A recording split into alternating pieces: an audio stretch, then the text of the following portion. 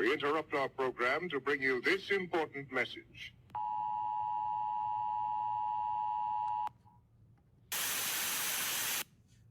I'm back. Jazz.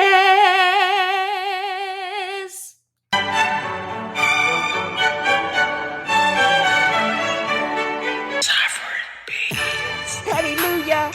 Hallelujah. Hallelujah. If you are petty, you don't have to get petty. Hallelujah. Hallelujah. If you are petty, you don't have to get petty. Sometimes you just got to just be petty to get petty, or you just remain petty and you just don't have to get petty. Either way, it's tripped out.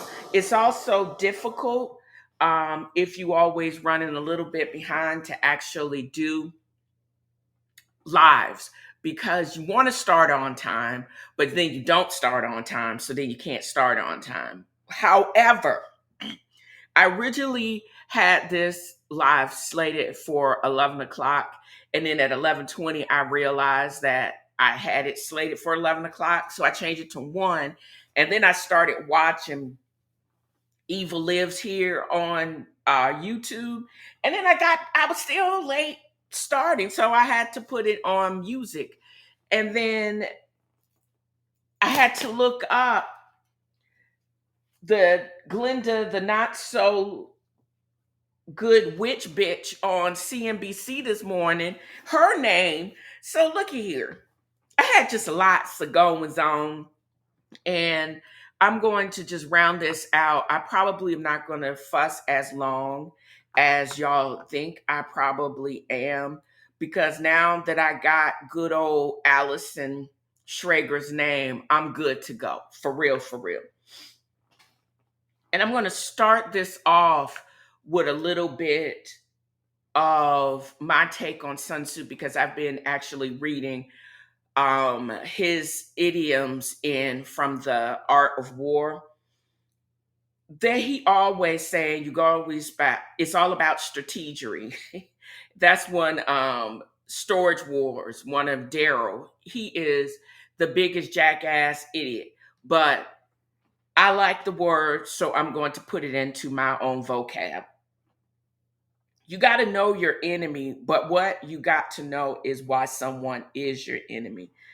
People sometimes hate what they don't understand, but this is, I think, true mark of what an enemy is.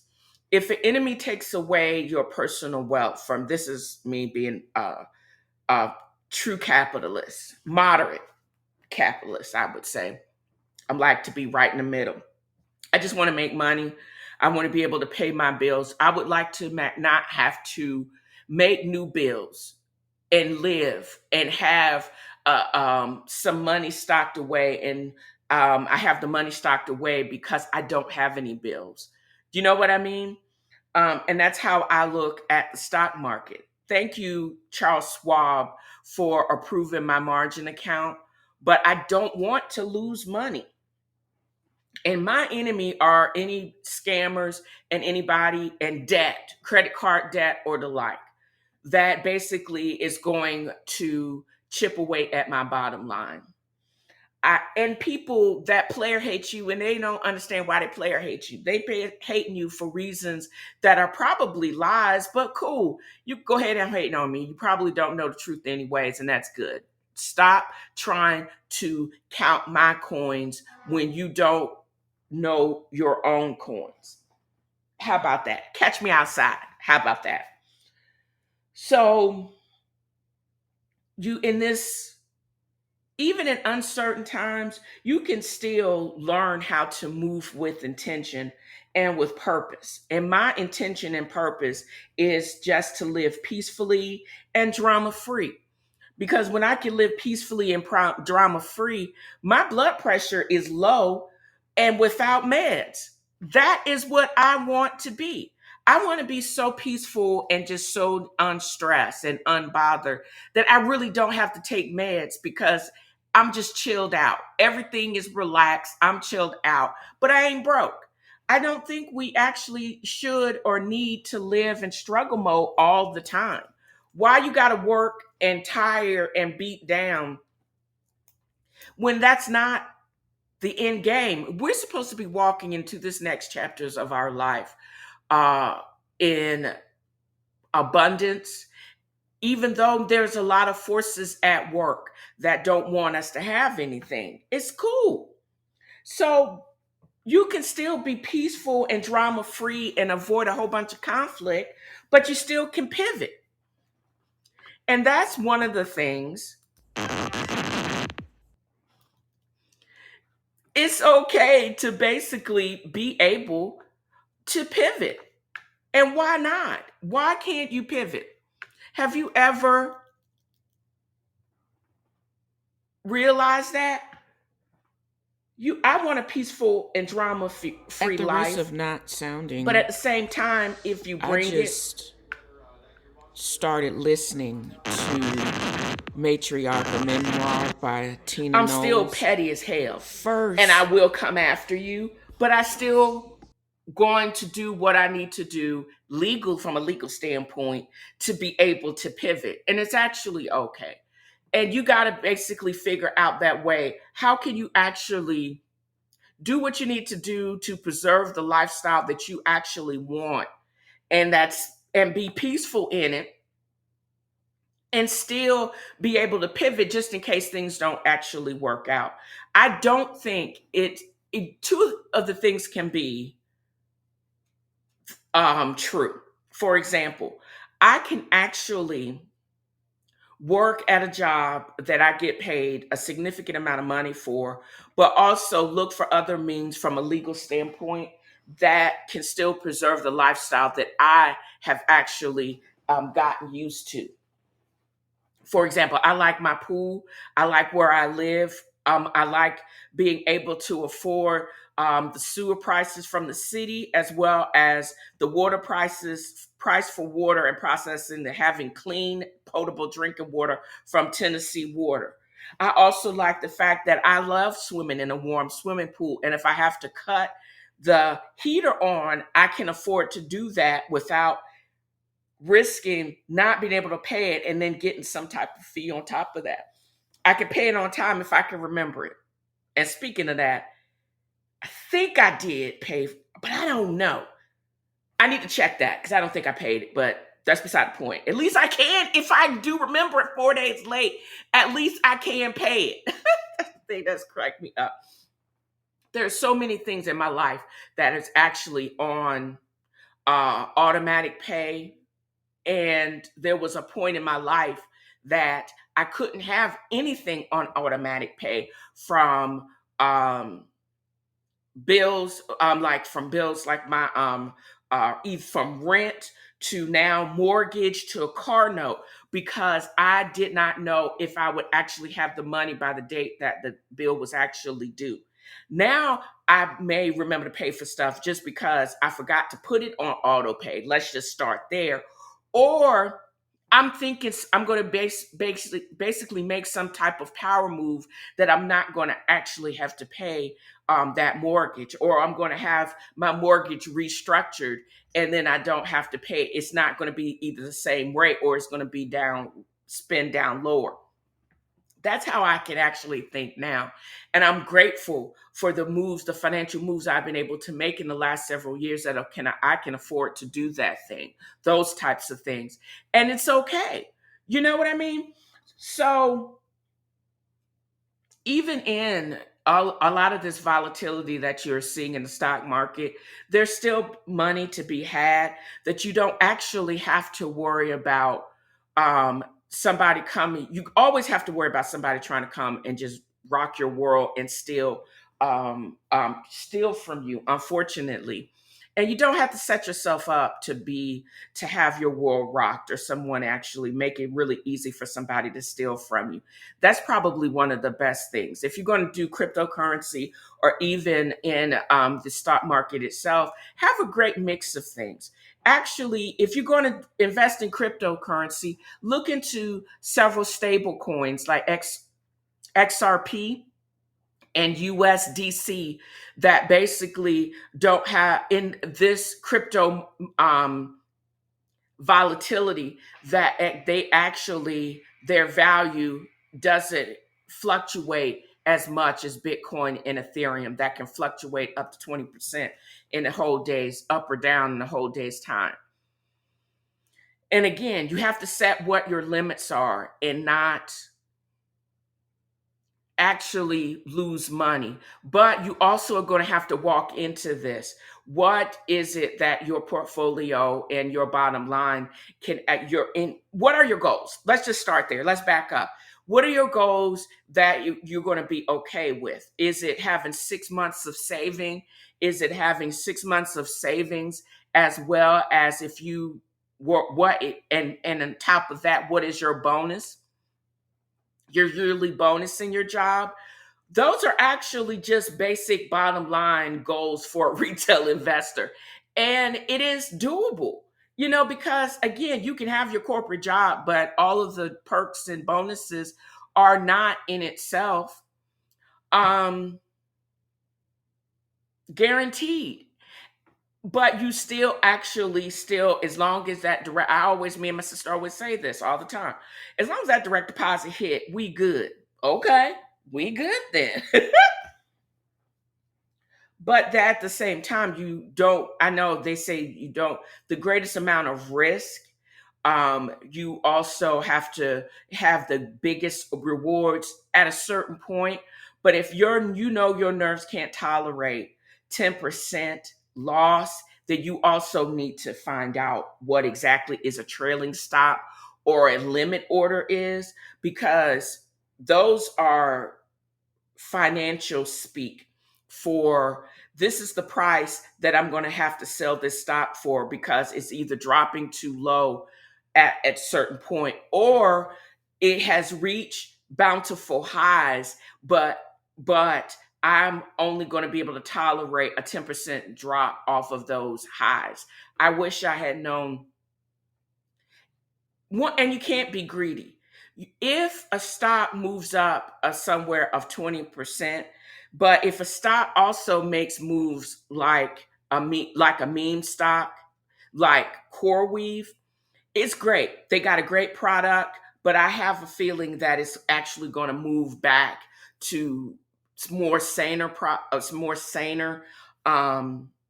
levels now that the whole period for when the IPO actually launched, the whole period has expired. So all of the founding shareholders are now taking profits, because remember, they opened at $35 a share. They could act like Chime. I got invested in Chime's stock. However, with their IPO, but they're now trading at, I don't know what is going on with Chime.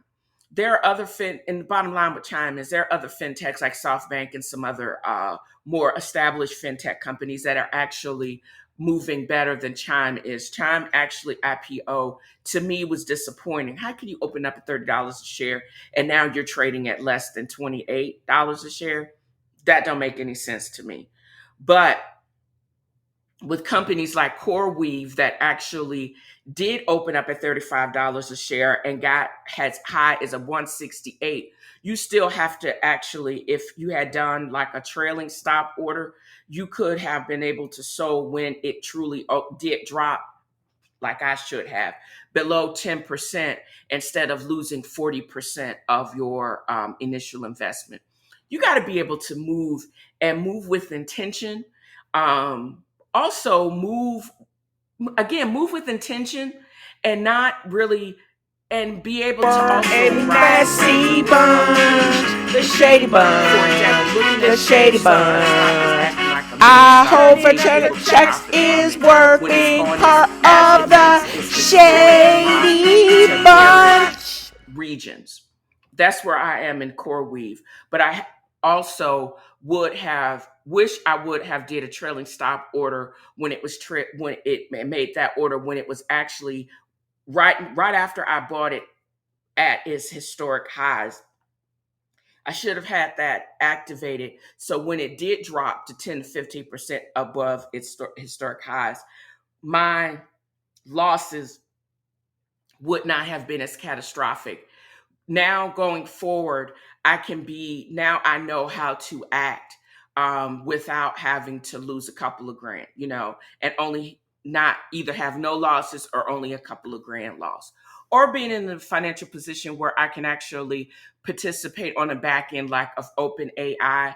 And they have employees trying to sell $500 billion worth of stock. Wow. Being in on the recipient of that, because they basically said this morning, this is a great segue. They basically said this morning on CNBC, they don't necessarily actually have to go IPO. Most companies actually become public, go from private companies to public companies, is because they want to raise capital. OpenAI is, as a private company, has found that it does not actually have to be a public company in order to raise capital. They basically like, we good over here. They have a business model where they can still raise funds, and they raise funds without having to take on a whole bunch of debt. And that's why their employees with these stock options, why you work for a company and your employees are actually worth $1 million, are millionaires, and maybe some billionaires, from what I understand. We haven't seen these levels since Enron, and that is kind of concerning to me, but it's actually kind of cool. Okay. I hope they have a legal business model where they are not where their stock price is not inflated, and they are not doing any shady things, because you can basically tell if they have a reckoning like the Enron is, child, looky here, or Lehman Brothers, child, looky here. Neither one of those exists. They ain't gonna get no bailout. How about them apples? But they also have a product that people are becoming, like myself, are becoming more and more dependent upon. I hope, or maybe they are. They would actually have to sell what Chat GPT 5 now is worth to the likes of Muskrat and anybody else,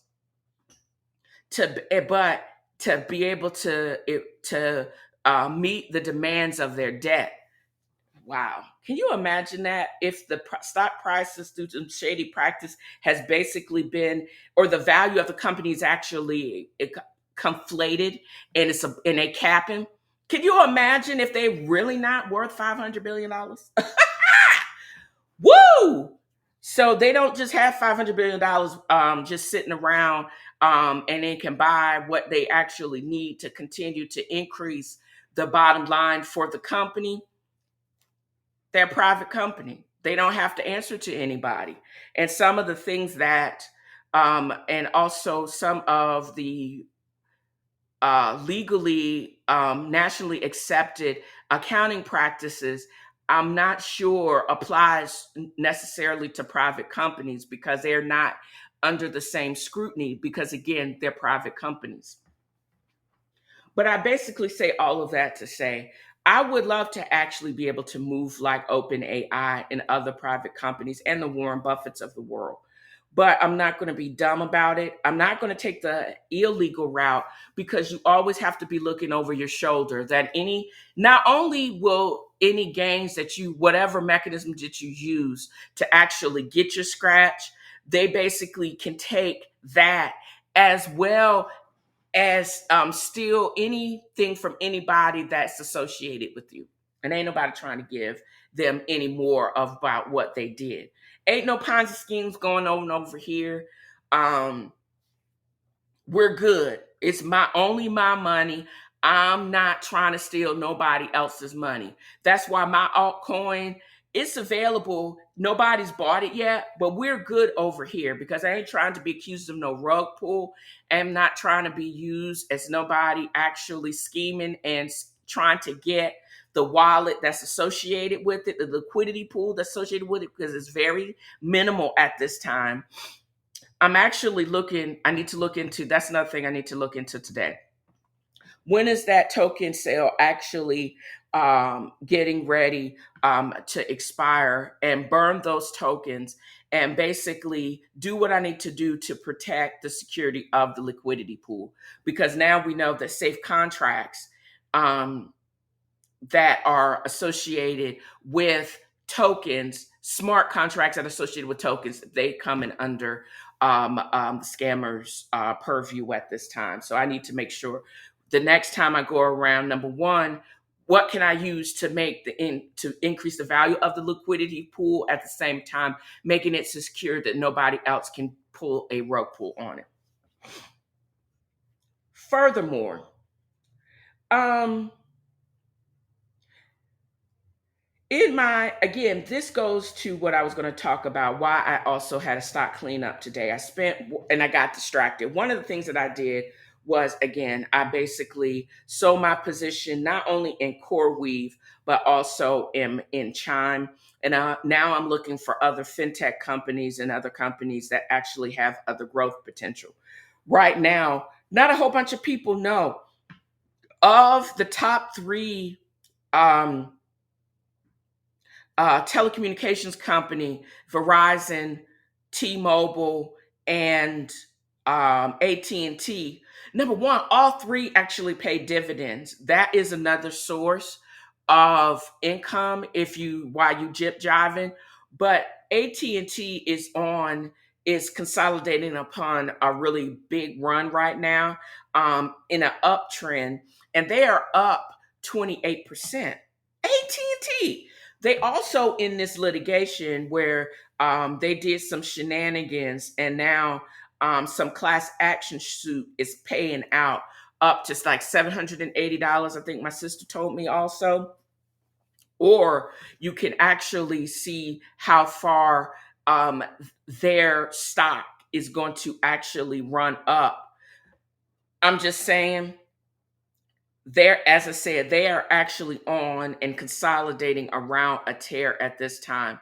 And out of all three of the before mentioned stock, they are trading at a whopping 28%.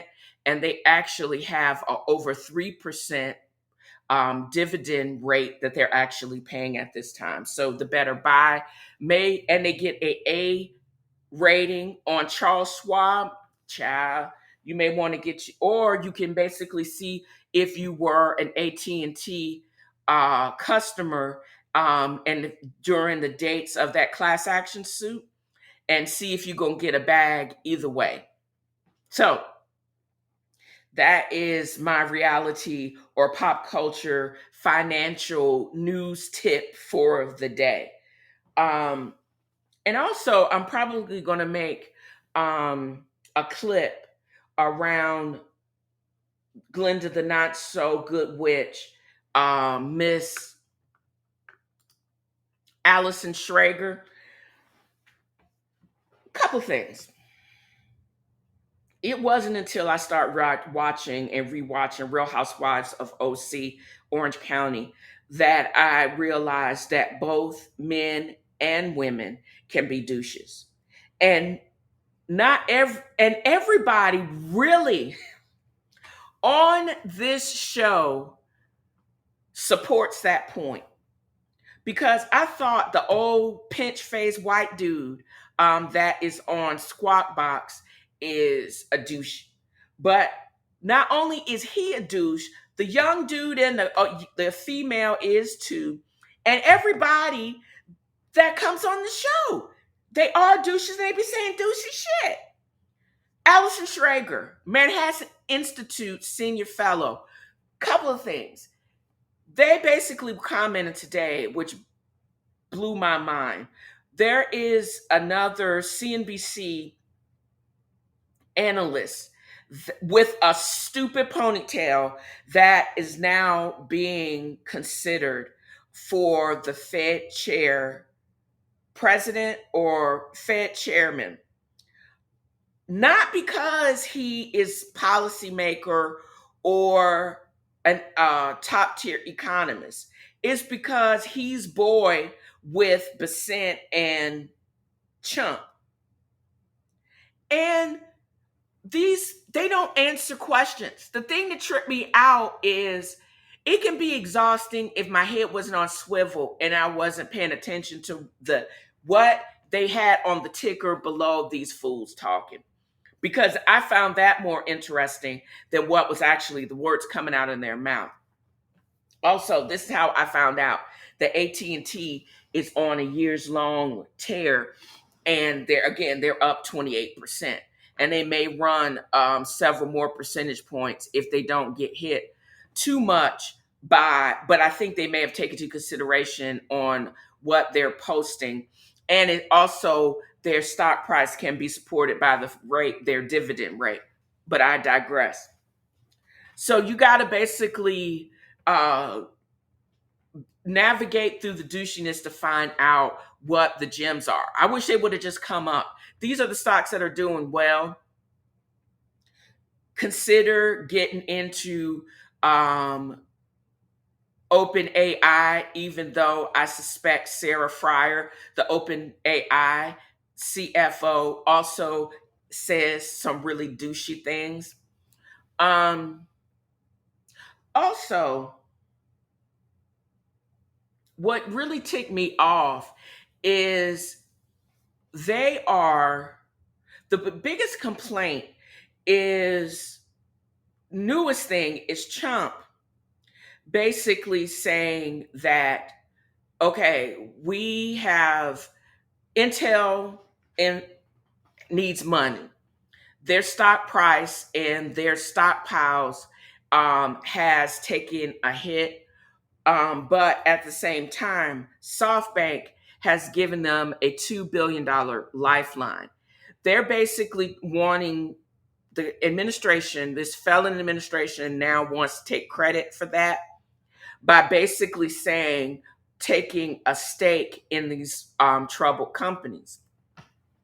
Number one,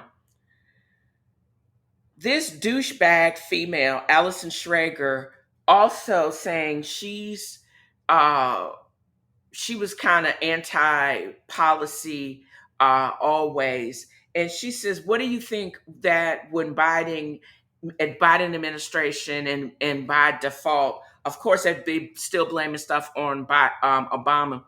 What do you think they were doing when they took all of this interest in subsidizing manufacturing, etc.? Like it is a bad thing to, if we subsidize you or we bail you out, you need to act like a human, do social support programs, affordable health care, DEI. Basically, and then of course, Tight Mouth was saying, oh, like DEI, woke. Those are the things that you're making, the things that make people and government act right. This is how you enforce these big companies to act right. If we are going to subsidize you, you're going to basically have to pay us back in spades and act and support the government. But don't throw in those words just because if you're subsidized by the government, you can't demand that government be a part of that, or that you're going to have to ask exact payback for that. Don't throw that into what Trump is doing by wanting a stake in a company or take credit for taking a stake in a company. That's not what he's doing. He's basically trying to negotiate deals that he could negotiate as being president and CEO of Trump, because he is a failed businessman. He don't have to deal. He wants to do a deal by bullying and intimidation, not because it's a good idea, not because this truly is good for the American public. A deal, taking a stake in Intel, only supports the top 1 or 2% already billionaires. It has nothing to do with democratization of wealth and increasing our money-making ability to decrease our national debt. Has nothing to do. The altruism has nothing to do with that. And for you, Allison Schrager, to allow that tight mouth fool to basically you saying this bullshit government subsidies in manufacturing, supporting social programs, and then thrown in DEI that has become a curse word in as it's a bad thing to make people act and treat people with equity and with humanity and to support those that can't support themselves. All of y'all are trash. All of y'all get a douche monitor. And that's all I got to say about that. You cannot sit here and convince me that a felon in charge has any altruistic means of promoting the betterment of society. We're talking about a power consolidation and we're talking about a money grab. It has nothing to do with the betterment of society. And if the Secretary of Commerce and Bassett and Miss Schrager, Glenda, the not so good witch looking Stepford wife bitch says this shit, yeah, y'all need to go away from here because I don't see where any of this, where any of y'all can convince me of the opposite. You're just not. You're really just not. And that is where I'm going to leave this podcast. I don't have a whole bunch of others to say, but they got me, they triggered me today. Because there is nothing altruistic about what's going on in the financial markets. There's nothing altruistic that's going on in the financial markets and when you harken back to 2008. Because 2008 was the beginning of the biggest crash orchestrated by the Madoffs and the mortgage crisis and the government bailouts. We only were able to navigate that and having one of the lowest deficits in humanity and still got health care coverage for all by some maneuverings from the federal government. You can't tell me that what is going on now is hearkening back to a time, the go-go Wild West time that was going back when we entered into a crash that was hearkening and back to the economic crisis that harkened the stock market crash of 29. You can't tell me that is what you're trying to go into. You're trying to deregulate and terrify our way back to that time. Okay. Yeah. Make America Great Again. Remember that was written about by Octavia Butler in her Parable series back in 1998. And I know y'all don't read, but a Black woman actually wrote the shenanigans y'all trying to pull over the American public's time and the world's eyes at this time. And you can't tell me that you're not doing that because that's exactly what you're trying to do. Stop playing in our face, get it together, and just join me when you can. And I'm actually going to use this clip with from this morning when they basically talking about and using or trying to convince us that the moves of this felon administration is anything but not altruistic. It's not. This not for the betterment of society. It's only for the promotion and the financial gains of the top 1 or 2%. So, with that said, I'm going to end it here. Join me next week or later on today as I make a post about this as well as the previous lives going forward. And again, if you have questions or other concerns or just comments on the podcast itself, drop them in the comments wherever you listen to this podcast.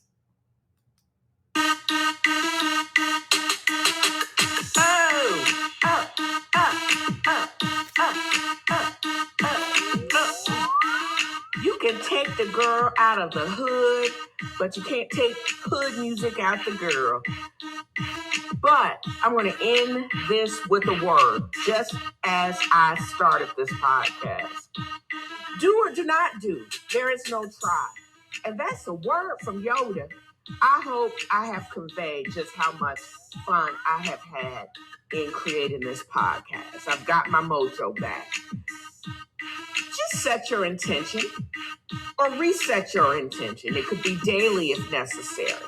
Mine is peace. No mental dumping over here. If I'm acting like I'm not listening, I'm probably not. I'm not your therapist. I'm not a therapist. Keep the crazy to yourself, child. You do you and leave me be.